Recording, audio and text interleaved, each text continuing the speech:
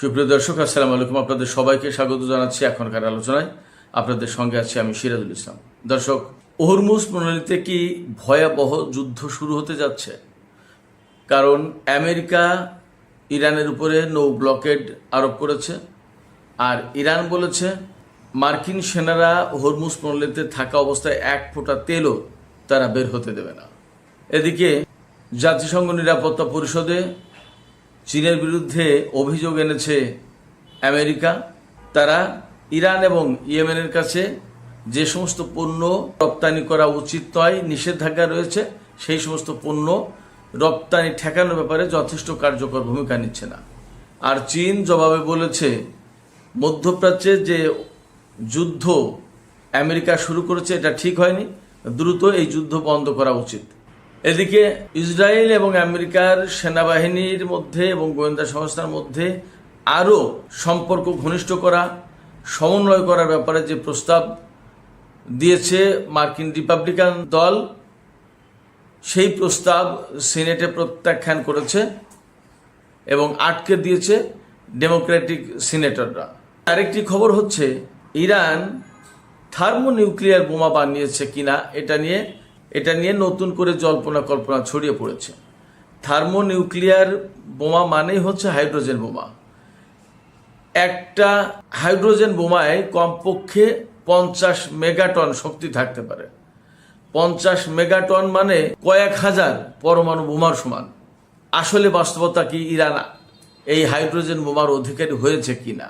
এপাশে মধ্যপ্রাচ্যে নতুন করে সৌদি আরব ইয়েমেন যে সংঘাত শুরু হয়েছে, এই প্রেক্ষাপটে এখন পাকিস্তান কি মধ্যস্থতার ভূমিকা থেকে যুদ্ধে জড়িয়ে যাবে কিনা সেই প্রশ্ন বড় হয়ে দেখা দিয়েছে।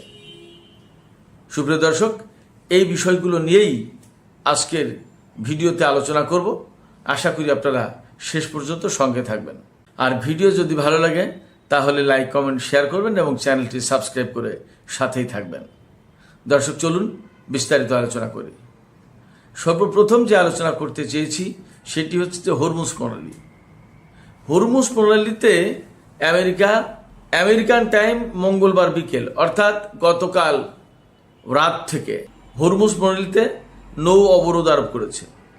এই নৌ অবরোধ আরোপ করার মানে হচ্ছে যে হরমুজ প্রণালী দিয়ে ইরানের কোনো তেলবাহী জাহাজ বা কোনো জাহাজ যেতে পারবে না। আমেরিকার সেনাবাহিনী ঠেকিয়ে দেবে, আটকে দেবে।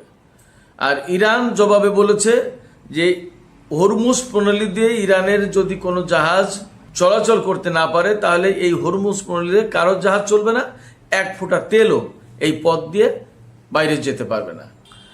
তাহলে এখানে প্রশ্ন আসছে, দুই দেশ যখন এই রকম অবস্থানে, তখন অনেক বড় ভয়ঙ্কর কোনো যুদ্ধ হরমুজ প্রণালীতে হতে যাচ্ছে কিনা?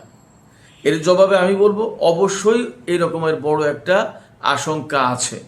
এরই মধ্যে সংঘাত কিন্তু কম বেশি হচ্ছে। এ কয়েকদিন তো আমেরিকা যে হামলা চালিয়েছে তা বেসিক্যালি হরমুজ প্রণালীকে কেন্দ্র করেই হামলা চালিয়েছে। হামলাগুলো সব হয়েছে ইরানের দক্ষিণ উপকূলীয় অঞ্চল, এই এরিয়াতে বন্দর আব্বাস, বুশের, সিরিক দ্বীপ, কেশব দ্বীপ, কিশ দ্বীপ, হরমুজগান প্রদেশ, চবাহার, খুজেস্তান প্রদেশ অর্থাৎ দক্ষিণ এলাকা, যেটা এই এলাকায় একটু ভিতরে কোথাও কোথাও ঢুকেছে, ইরানের মধ্য অঞ্চলে ঢুকে গেছে। কখনো কখনো ইরানের উত্তর অঞ্চলে বা তেহরানের দিকে হামলা চালানোর চেষ্টা হয়েছে, সেটা অল্প স্বল্প। কিন্তু মূল ঘটনা যা ঘটেছে, আমেরিকার পক্ষ থেকে যুদ্ধ যা হামলা চালানো হয়েছে, সেগুলো হলো ইরানের দক্ষিণ অঞ্চলে।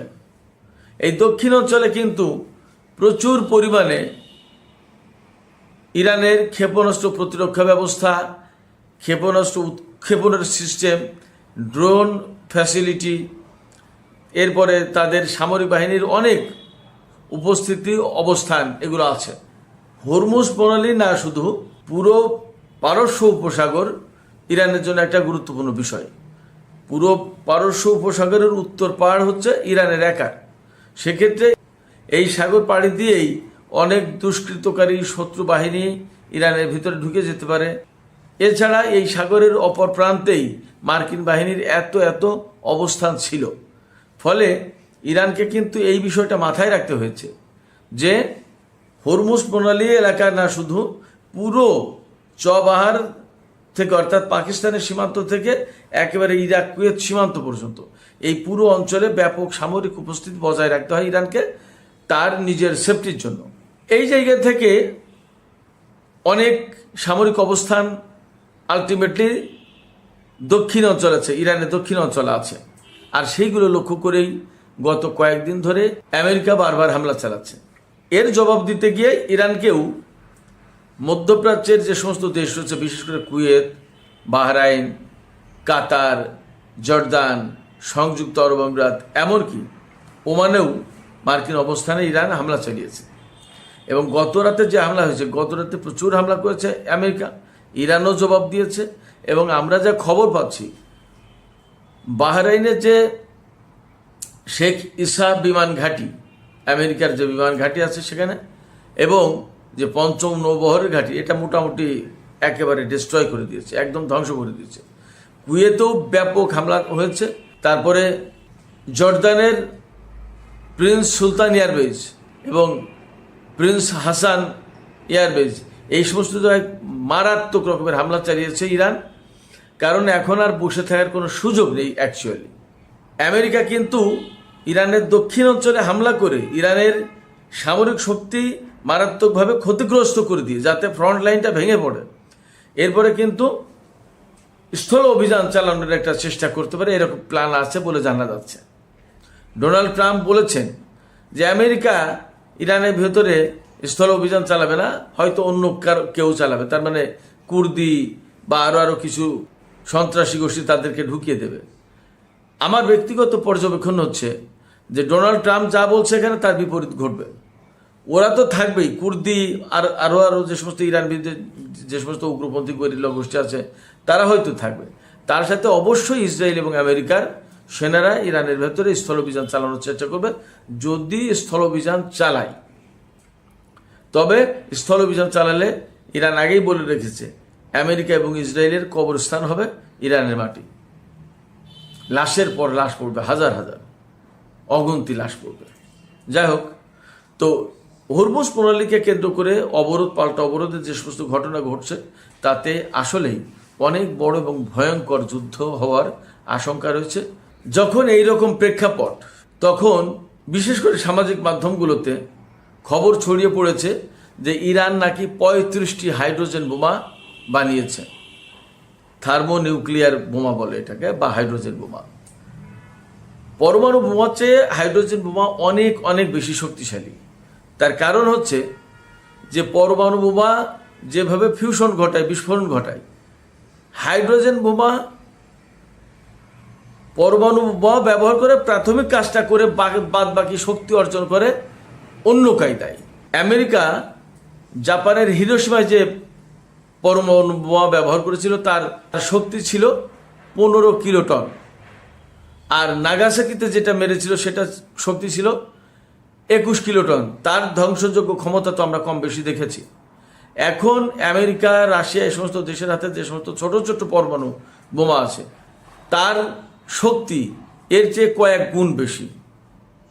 বাস্তব কথা হচ্ছে, রাশিয়ার হাতে যে সমস্ত সবচেয়ে বেশি শক্তিশালী পরমাণু বোমা আছে, তার সবচেয়ে বেশি শক্তি হচ্ছে 500 থেকে 800 কিলোটন। হিরোশিমা নাগাসাকিতে ব্যবহার হয়েছিল 15 থেকে 21 কিলোটন শক্তির বোমা। আর রাশিয়ার কাছে যে সমস্ত সবচেয়ে পরমাণু বোমা, যে সমস্ত শক্তিশালী বোমা আছে, তার শক্তির মাত্রা হচ্ছে 500 থেকে 800 কিলোটন। আর একটা হাইড্রোজেন বোমা, যে হাইড্রোজেন বোমা, টিজার হাইড্রোজেন বোমা যেটা পরীক্ষা করেছিল রাশিয়া, তার শক্তি হচ্ছে 50 মেগাটন। 1000 কিলোটনে 1 মেগাটন, 50,000 কিলোটন ছিল ওই টিজার বোমার শক্তি। 50,000 কিলোটনে কত বোমা হয় পরমাণু বোমা, আপনারা চিন্তা করেন। টিজার যে বোমার পরীক্ষা করেছিল রাশিয়া, সেটার মূল টার্গেট ছিল 100 মেগাটন শক্তি দিয়ে এই বোমা বানানো হবে, কিন্তু তার ধ্বংসযোগ্য এবং তেজস্ক্রিয়তা এত মারাত্মক হবে, সেটা অনেক বেশি ক্ষতির কারণ হয়ে যাবে। এই জন্য অর্ধেকে নামিয়ে আনা হয়। 1000 কিলোটন দিয়েও যদি একটা পরমাণু বোমা বানানো হয় তাহলে 50টা পরমাণু বোমার সমান একটা হাইড্রোজেন বোমা, রাশিয়া যেটা পরীক্ষা করেছিল। কিন্তু বেশিরভাগ পরমাণু বোমার যে সাইজ বা যে শক্তি তাতে 100 কিলোটনের ভেতরে এখন বেশিরভাগই রাখা হয়। তো পৃথিবীতে 9টি পরমাণু শক্তিধর দেশের কাছে পরমাণু বোমা যাদের কাছে আছে, এই 9টি দেশের কাছে 12,183টি সম্ভবত পরমাণু বোমা আছে। তো এই সমস্ত পরমাণু বোমা যা মাত্র কয়েকটা হাইড্রোজেন বোমার সমান। বলা হচ্ছে ইরানের কাছে 35টি হাইড্রোজেন বোমা আছে। আমি ব্যক্তিগতভাবে মনে করি এই বিষয়টার সত্যতা নিশ্চিত করা কঠিন। ইরানের পক্ষ থেকে কিন্তু পরিষ্কার কোনো ঘোষণা দেয়া হয়নি। যতক্ষণ পর্যন্ত ইরান ঘোষণা দিচ্ছে ততক্ষণ পর্যন্ত আমাদের বলার কোনো সুযোগ নেই যে হ্যাঁ ইরানের কাছে পরমাণু বোমা আছে বা হাইড্রোজেন বোমা আছে। তবে আমি আবারও বলি, ইরানের খাতামুল আম্বিয়া বিমান ঘাঁটির যিনি সাবেক প্রধান ছিলেন, পরে তিনি মেজর জেনারেল হয়েছিলেন, মেজর জেনারেল আমির আলী হাজিজাদে, তিনি একসময় বলেছিলেন গত বছর 12ই জুন যখন ইরান আমেরিকার যুদ্ধ শুরু হয়, সম্ভবত তার কয়েকদিন আগে বলেছিলেন যে ইরানের কাছে পরমাণু প্রযুক্তির চেয়েও বড় কিছু আছে। তাহলে হাইড্রোজেন বোমা যদি পরমাণু বোমার চেয়ে বেশি কিছু হয়, এবং অবশ্যই তাই, তাহলে ইরানের কাছে হাইড্রোজেন বোমা আছে ধরে নেওয়া যায়। অথবা তাদের কাছে এমন মিসাইল বা এমন অস্ত্র আছে যা ব্যবহার করলে একটা শহর কয়েক সেকেন্ডের ভেতরে টোটাল ইলেকট্রনিক ডিভাইস অকেজো করে ফেলতে পারে। ব্যাপক ধ্বংসযজ্ঞ হবে না, কিন্তু ইলেকট্রনিক ডিভাইসগুলো অটোমেটিক অকেজো হয়ে যাবে। তাহলে ইরান তো এই ধরনের শক্তির অধিকারী আছে, ইরান বলছে এটা। তো সেক্ষেত্রে দেখা যায় যে ইরানের কাছে যে সমস্ত সামরিক শক্তি আছে তা দিয়ে আমেরিকাকে মোকাবেলা করার মতো অবস্থা আছে, এটা মোটামুটি বোঝা যায়, বলা যায়। সেক্ষেত্রে আমেরিকা চাইলেই ইরানকে ধ্বংস করে দিয়ে একটা কিছু করে ফেলবে এমনটা না। হ্যাঁ, ইরানকে তারা যেহেতু বাগে আনতে পারছে না, নত স্বীকার করাতে পারছে না, সেক্ষেত্রে তারা হয়তো ফাইনালি পরমাণু বোমা ব্যবহার করলেও করতে পারে, অসম্ভব কিছু না। কিন্তু সেটা করলেও হয়তো পরিণতি ভিন্ন রকম হবে। আমরা এখনই বলবো না বা বলতে পারছি না কি হবে, কিন্তু ইরান এ সমস্ত সব কিছু মাথায় রেখেই সামনে এগোচ্ছে বলে আমার কাছে মনে হয়। ইরানের সামনে এই কথা নিশ্চয়ই আছে যে আমেরিকার হাতে, ইসরায়েলের হাতে পরমাণু বোমা আছে, তারা তো পরমাণু বোমা ব্যবহার করতে পারে, তখন আমরা কি করব, এই বিষয়টা নিশ্চয়ই ইরানিদের মাথায় আছে। যাই হোক, আমরা এখন অন্য প্রসঙ্গে একটু আলাপ করি। গতকাল জাতিসংঘ নিরাপত্তা পরিষদে আমেরিকার রাষ্ট্রদূত ওয়ালস তিনি বলেছিলেন, অভিযোগ করেছেন যে ইরান এবং ইয়েমেনের কাছে যে সমস্ত পণ্য রপ্তানি করা নিষিদ্ধ, চীন সেগুলো মানছে না। এই নিষেধাজ্ঞা বাস্তবায়নের ব্যাপারে চীন সহযোগিতা করছে না। চীন এই বিষয়টি অস্বীকার করে চীনের যে রাষ্ট্রদূত সানলেই তিনি বলেছেন যে চীন এগুলোতে সহযোগিতা করছে না, বরং এর চেয়ে বড় বাস্তবতা হচ্ছে, এইটা যতটা জরুরি তার চেয়ে বড় বাস্তবতা হচ্ছে, বড় জরুরি হচ্ছে যে ইরানের বিরুদ্ধে যে আমেরিকা যুদ্ধ শুরু করেছে, এই যুদ্ধটা শুরু করাই উচিত নেই, এটার নৈতিক কোনো ভিত্তি নেই, এবং এই যুদ্ধ যত দ্রুত সম্ভব বন্ধ করা উচিত, মধ্যপ্রাচ্যে এই যুদ্ধ থামানো উচিত। তার মানে চীন কিন্তু সরাসরি এই যুদ্ধের বিরুদ্ধে পরিষ্কার বক্তব্য দিল এবং পরিষ্কার অবস্থান নিল। এখন চীনের এই অবস্থানের প্রেক্ষাপটে পরিস্থিতি আসলে কত দূর যায়, কি হয় সেটা দেখার ব্যাপার। চীন কিন্তু গত 2 দিন আগে দুটো মেসেজ দিয়েছে। একটা মেসেজ আমেরিকাকে, মার্কিন প্রেসিডেন্ট ডোনাল্ড ট্রাম্প হুঁশিয়ারি উচ্চারণ করেছিলেন চীনকে যে চীন যদি আমেরিকা থেকে তেল কেনা বন্ধ না করে তাহলে চীনের উপরে 100% শুল্ক আরোপ করা হবে। চীন বলেছে, চীনের প্রেসিডেন্ট শি জিনপিং বলেছেন যে তোমরা 100% কেন 200% দাওগে, অথবা যত খুশি দাওগে, আমরা আমাদের মতো করব, আমরা আমাদের স্বাধীনতার সার্বভৌমত্বর চর্চা করব, তোমরা যা পারো করো, তোমরা আমাদের ব্যাপারে হস্তক্ষেপ করতে এসো না। এছাড়া সৌদি আরবের যুবরাজ প্রিন্স মোহাম্মদ বিন সালমান, তাকে চীনা প্রেসিডেন্ট বলেছেন যে তোমাদের মধ্যপ্রাচ্যের তেল গ্যাস যদি রাখতে চাও, এই সম্পদটা অক্ষত যদি রাখতে চাও, তাহলে ইরানের উপরে আমেরিকার হামলা বন্ধ করার ব্যবস্থা করো। আমেরিকাকে বলো তারা যেন ইরানের উপর হামলা বন্ধ করে। চীনের মেসেজ কিন্তু এগুলো। তার মানে চীন ক্রমেই তার অবস্থান পরিষ্কার করছে ইরানের পক্ষে, এবং এটা করতেই হবে। এদিকে আরেকটা গুরুত্বপূর্ণ খবর আছে। আমেরিকা ইসরায়েলের গোয়েন্দা বাহিনী এবং সামরিক বাহিনীর সাথে একেবারে মার্জ হয়ে যেতে চেয়েছিল, অর্থাৎ আমেরিকার যে গোয়েন্দা, ইসরায়েলের সেই গোয়েন্দা, অর্থাৎ ইসরায়েলের গোয়েন্দাদের হাতে যত তথ্য থাকবে সমস্ত সব তথ্য আমেরিকাকে দেবে, আর আমেরিকাও একই কাজ করবে ইসরায়েলের সাথে, অর্থাৎ সমন্বয়টা একদম অঙ্গাঙ্গিভাবে মিশে যাবে, জড়িত হয়ে যাবে। এবং সামরিক বাহিনীর যে সক্ষমতা, আমেরিকার হাতে যে অস্ত্র থাকবে তাই থাকবে ইসরায়েলের হাতে, এইরকম। এই প্রস্তাবটা নিয়ে আলোচনা শুরুর কথা ছিল কংগ্রেসে। এ নিয়ে প্রস্তাব উত্থাপন করা হয়েছে সিনেটের ডেমোক্র্যাট সদস্যরা এর চরম বিরোধিতা করেছে, প্রত্যাখ্যান করেছেন। তাতে সিনেটে এই প্রস্তাবের বিরুদ্ধে ভোট পড়েছে 50টি, আর প্রস্তাবের পক্ষে ভোট পড়েছে 46টি। এই প্রস্তাবটা সিনেটে পাশ করার জন্য ভোট দরকার ছিল 100 ভোটের ভেতরে 60টি দরকার ছিল, কিন্তু এই প্রস্তাব পাশ হলো না। তার মানে এই প্রস্তাব সম্ভবত আর প্রতিনিধি পরিষদে আলোচিত হতে পারবে না, এটা আইনে পরিণত হতে পারবে না। তার মানে বোঝা যাচ্ছে যে এখনো ডেমোক্র্যাটরা ইসরায়েলের পক্ষে একদম অন্ধভাবে চলে যায়নি এবং এই ইরান যুদ্ধকেও তারা সমর্থন করছে না। এবং মজার ব্যাপার হচ্ছে এই বিল এবং সামরিক বাজেট বাড়ানোর ব্যাপারে প্রস্তাব উত্থাপন করা হয়েছিল, সিনেট দুটোই নাকচ করে দিয়েছে। সামরিক বাজেট বাড়ানো এবং আরও কাজ করলে, প্রস্তাবগুলো পাশ হলে ডোনাল্ড ট্রাম্প অবলীলায় ইরানের বিরুদ্ধে যুদ্ধ করে যেতে পারত, কিন্তু সেই সুযোগটা সম্ভবত তিনি পাচ্ছেন না, অন্তত সিনেট থেকে। সুপ্রিয় দর্শক, আমি সর্বশেষ যে বিষয়টি নিয়ে আলোচনা করব সেটি হচ্ছে ইয়েমেন এবং সৌদি আরবের ভেতরে মোটামুটি একটা সংঘাত হয়ে গেছে এবং সংঘাত আরও বেশি মারাত্মক হতে পারে। ইয়েমেন কিন্তু সৌদি আরবের আকাশের উপরে অবরোধ আরোপ করেছে। তারা বলেছে সৌদি আরবের আকাশে কোনো দেশ যেন বিমান পরিচালনা না করে। যতক্ষণ পর্যন্ত ইয়েমেনের আকাশের উপর থেকে অবরোধ প্রত্যাহার করে না নেবে সৌদি আরব, ততক্ষণ পর্যন্ত সৌদি আরবের আকাশের উপরে এই অবরোধ থাকবে। তার মানে হচ্ছে সৌদি আরবের আকাশে যদি কোনো দেশ বিমান পরিচালনা করে, সেই সমস্ত বিমানে হামলা চালাতে পারে ইয়েমেন ক্ষেপণাস্ত্র ড্রোন দিয়ে। তাহলে যুদ্ধ কিন্তু দুই পক্ষের ভেতরে আরও মারাত্মক আকার ধারণ করবে, অনিবার্য হয়ে উঠবে। এর ভেতরে যদি কূটনৈতিকভাবে আলাপ আলোচনার মাধ্যমে যদি পরিস্থিতি সামাল না দেওয়া হয় এবং একটা মীমাংসায় না আসা হয়, তাহলে কিন্তু যুদ্ধ ইয়েমেন এবং সৌদি আরবের ভেতরে অনিবার্য হয়ে উঠবে। যদি ইয়েমেনের সাথে সৌদি আরবের যুদ্ধ শুরু হয়ে যায়, তাহলে পাকিস্তানকে সৌদি আরবের পক্ষে যুদ্ধে জড়িয়ে যাবে, তার মানে ইয়েমেনের বিরুদ্ধে যুদ্ধ করতে বাধ্য হবে। সম্প্রতি সৌদি আরবের সাথে পাকিস্তানের যে চুক্তি হয়েছে তাতে কিন্তু তাই বলা আছে যে সৌদি আরবের উপরে কোনো দেশের হামলা পাকিস্তানের উপর হামলা বলে ধরে নেওয়া হবে, আর পাকিস্তানের উপর হামলা সৌদি আরবের ওপরও হামলা বলে ধরে নেওয়া হবে। তা সৌদি আরবের সাথে যদি ইয়েমেনের যুদ্ধ হয়, তাহলে তো পাকিস্তান এখানে আলটিমেটলি জড়িয়ে যেতে বাধ্য।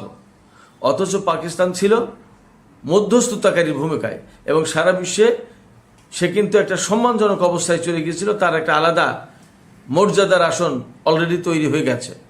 এই অবস্থায় সৌদি আরব যদি ইয়েমেনের সাথে যুদ্ধ শুরু করে, তাহলে পাকিস্তান কিন্তু সেই মর্যাদা হারিয়ে যুদ্ধে যোগ দেওয়া দেশ হিসেবে পরিগণিত হবে। পাকিস্তান এই কাজটা করবে কিনা এবং পাকিস্তান এই পরিস্থিতি এড়ানোর জন্য কি করতে পারে, সেটা একটা বড় প্রশ্ন হয়ে দেখা দিয়েছে এখন। এই যে পাকিস্তানকে যুদ্ধে জড়িয়ে দেওয়ার একটা কৌশল মনে হচ্ছে, তাহলে এই কৌশলটা কারা করলো? ইসরায়েল কিন্তু চাইছে না পাকিস্তান মধ্যস্থতা করুক, ভারত কিন্তু চাইছে না মধ্যস্থতা করুক, আরও কোনো দেশ হয়তো এরকম চাইছে না, সংযুক্ত আরব আমিরাতও চাইছে না। তাহলে আসলে পেছন থেকে কলকাঠি নাড়ছে কে এবং পাকিস্তান এই জায়গায় আসলে কি করবে? এই প্রশ্ন রেখেই আমি আজকের আলোচনা এখানে শেষ করতে চাই। আলোচনা শেষের আগে আপনাদের কাছে আরেকটু প্রশ্ন করি, পাকিস্তানকে আসলে এই যুদ্ধে জড়িয়ে দেওয়ার জন্য পেছন থেকে আসলে কারা কলকাঠি নাড়ছে, সেই প্রশ্নও আপনাদের কাছে রাখলাম। আপনাদের মতামত কমেন্টে আশা করছি। আর ভিডিও ভালো লাগলে লাইক কমেন্ট শেয়ার করবেন এবং চ্যানেলটি সাবস্ক্রাইব করে সাথেই থাকবেন। দর্শক, আপনাদের সবাইকে অনেক অনেক ধন্যবাদ। আল্লাহ হাফেজ।